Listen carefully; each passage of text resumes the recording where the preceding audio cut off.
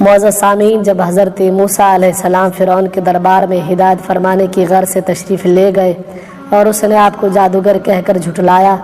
تو آپ کے عصا مبارک کے ذریعے بڑے بڑے معجزات کا ظہور ہوا۔ واقعہ یہ ہے کہ فرعون نے ایک میلہ لگوایا اور اپنی پوری سلطنت کے جادوگروں کو جمع کر کے حضرت موسیٰ علیہ السلام کو شکست دینے کے لیے مقابلے پر لگا دیا، اور اس میلے میں جہاں لاکھوں انسانوں کا مجمع تھا، ایک طرف جادوگروں کا ہجوم اپنی جادوگری کا سامان لے کر جمع ہو گیا، اور ان جادوگروں کی فوج کے مقابلے میں حضرت موسیٰ علیہ السلام تنہا ڈٹ گئے۔ جادوگروں نے فرعون کی عزت کی قسم کھا کر اپنے جادو کی لاٹھیوں اور رسیوں کو پھینکا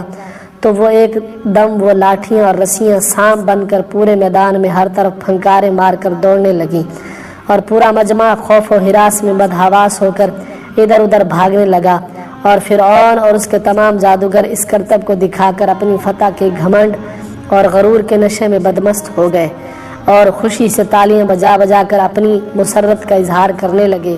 اتنے میں اچانک حضرت موسیٰ علیہ السلام نے اللہ کے حکم سے اپنی مقدس لاٹھی کو ان سانپوں کے ہجوم میں ڈال دیا تو یہ لاٹھی ایک بہت بڑا اور نہایت ہیبتناک اژدہا بن کر جادوگروں کے تمام سانپوں کو نگل گیا۔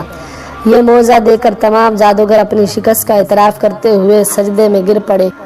اور بآواز بلند یہ اعلان کرنا شروع کر دیا، آمنا برب ہارون و موسیٰ، یعنی ہم سب حضرت ہارون اور حضرت موسیٰ علیہ السلام کے رب پر ایمان لائے۔ حضرت موسیٰ علیہ السلام ایک دراز مدت تک فرعون کو ہدایت فرماتے رہے اور آیات و معجزات دکھاتے رہے، مگر اس نے حق کو قبول نہیں کیا، بلکہ اور زیادہ اس کی شرارت اور سرکشی بڑھتی رہی، اور بنی اسرائیل نے چونکہ اس کی خدائی کو تسلیم نہیں کیا، اس لیے اس نے ان مومنین کو بہت زیادہ ظلم و ستم کا نشانہ بنایا۔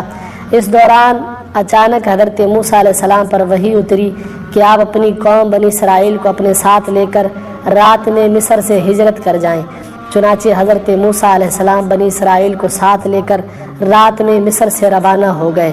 جب فرعون کو پتہ چلا تو وہ بھی اپنے لشکر کو ساتھ لے کر بنی اسرائیل کی گرفتاری کے لیے چل پڑا۔ جب دونوں لشکر ایک دوسرے کے قریب ہو گئے تو بنی اسرائیل فرعون کے خوف سے چیخ پڑے کہ اب تو ہم فرعون کے ہاتھوں گرفتار ہو جائیں گے، اور بنی اسرائیل کی پوزیشن بہت نازک ہو گئی کیونکہ ان کے پیچھے فرعون کا خونخوار لشکر تھا اور آگے موجیں مارتا ہوا دریا تھا۔ اس پریشانی کے عالم میں حضرت موسیٰ علیہ السلام مطمئن تھے اور بنی اسرائیل کو تسلی دے رہے تھے۔ جب دریا کے پاس پہنچ گئے تو اللہ تعالیٰ نے حضرت موسیٰ علیہ السلام کو حکم فرمایا کہ آپ اپنی لاٹھی دریا پر مارو۔ چنانچہ جو ہی آپ نے اپنی لاٹھی کو دریا پر مارا تو فوراً ہی دریا میں 12 سڑکیں نکل گئیں،